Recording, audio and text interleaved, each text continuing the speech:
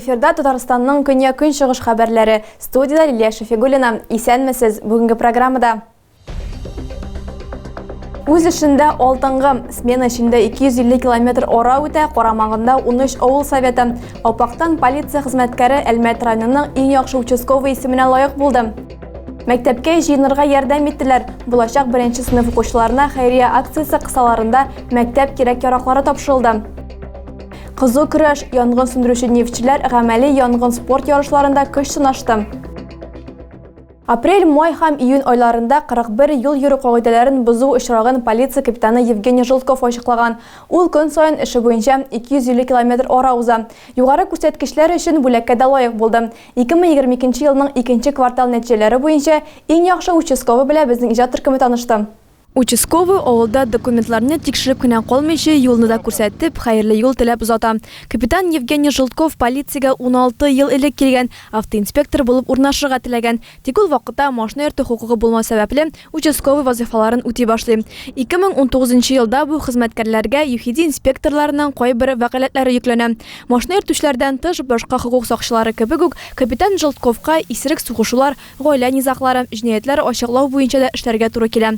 Евгений Желтков 2022 елның 2нче кварталы өчен 41 хукук бозу очрагын ачыклаган. Исерек машина йөртүчеләр, иминлек каешын эләктермәүчеләр, документларны өйдә онытырга яратучылар, булар барысы да Евгенийның шәхси статистикасын тулландырып, нәтиҗәдә аны апрель, май, июнь айлары өчен иң яхшы участковый исеменә китерә. Участковому полномочному ОМВД России по Альметьевскому району подписал председатель Совета ветеранов ГИБДД Валерий Егорович Савкин.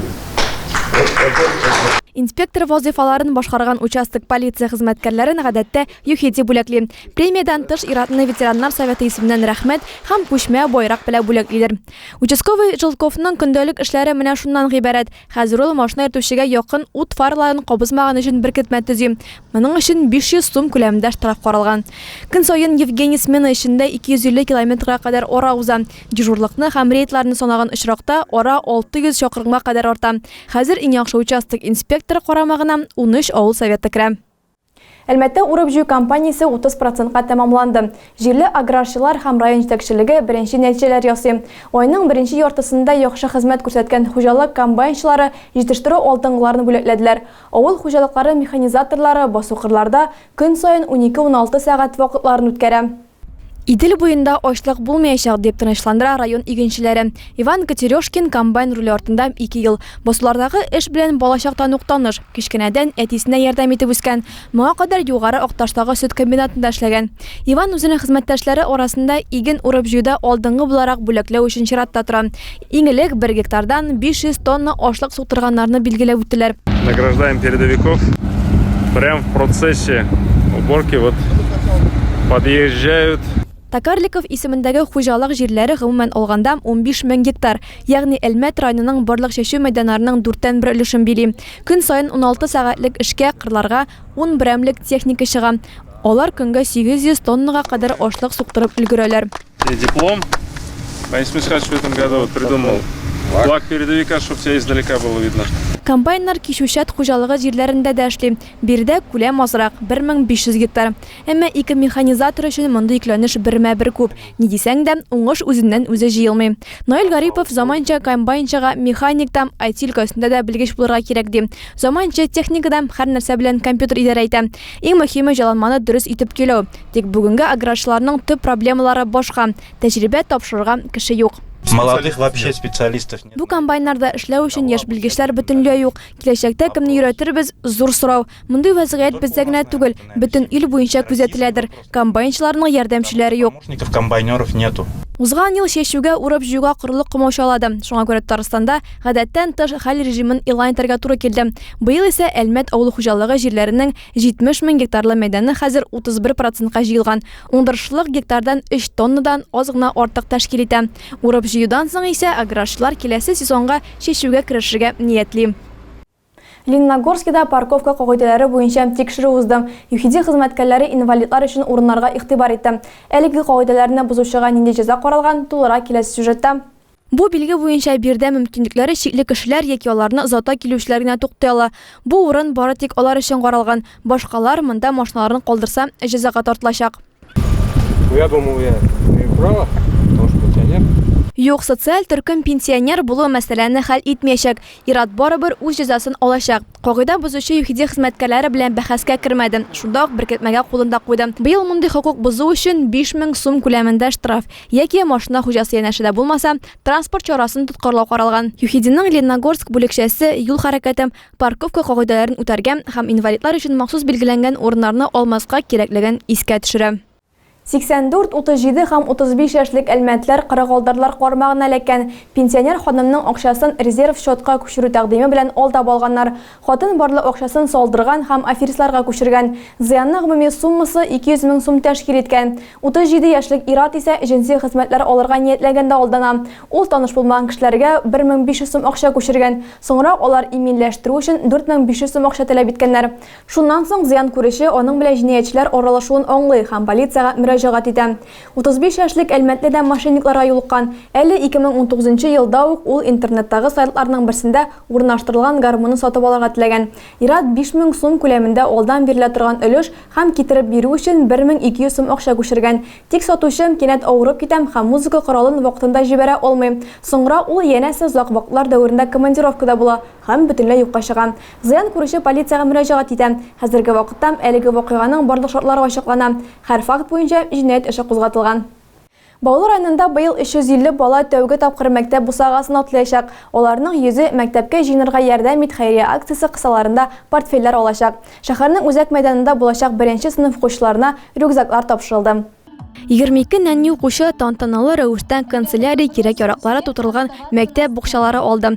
Аларны булачак 1-нче сыйныф укучыларына Баулы районы башлыгы урынбасары Ринат Хәмидуллин тапшырды. Быел игелекле эшкә шәһәрнең 20дән артык оешма һәм предприятиесе кушылды. Суворовлар гаиләсе бүләкне бик шатланып кабул итте. Кечкенә Константин рюкзакның эшен кызыксынып карый.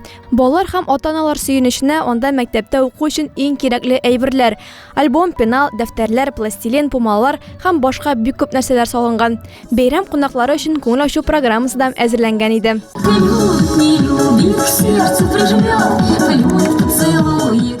Китап радиосының җырлаучы автобусы Лениногорскида тукталды. Артистлар, шагыйрьләр һәм алып баручылар катнашындагы концерт юбилейный паркында узды. Лениногорскилар гастрольчеләрне ничек каршы алды? Китап радиосы автобусында килгән артистлар чыгыш ясарга әзерләнә. Концертны тыңларга бик күп тамашачылар җыелды. Автойөрыштә катнашучылар Лениногорскины кунак булу урыны итеп очраклы гына сайламаган. Биредә яшәүчеләр социаль челтәрләрдә очрашу нәкъ менә шушы шәһәрдә усын өчен актив тавыш биргәннәр. Мондый сәяхәтнең максаты китап радиостанциясе генә түгел, ә гомумән республика халыкларының милли әдәбиятын, шигъриятен, җырларын һәм фольклорын киң тарату. Китап әле яшь радиостанция. Ул эфирга 2 ел элек кенә чыккан. Узган автойөреш тыңлаучылар санын арттыру өчен үткәрелгән иде. Очрашу уңышлы булып чыкты. Аны матур традициягә әйләндерергә булдылар. Быел артистларның саны артты. Катнашучылар фикеренчә, бу чарага карату кызыксыну арту белән бәйле.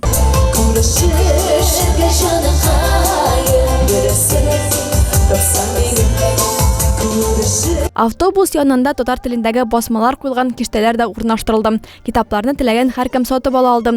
Ул арада тамашачылар артистларны кайнар алкышлар белән каршы алды. Бергәләшеп татар телендә яраткан җырларны башкардылар, биделәр, рәхәтләнеп шигырьләр тыңладылар. Концертка килә алмаганнар моның барсында китап радиосында ишетә ала. Нурлаттан алып Баулыга кадәр янгын сүндерү гамәли спорт ярышларына 32 команда җыелды.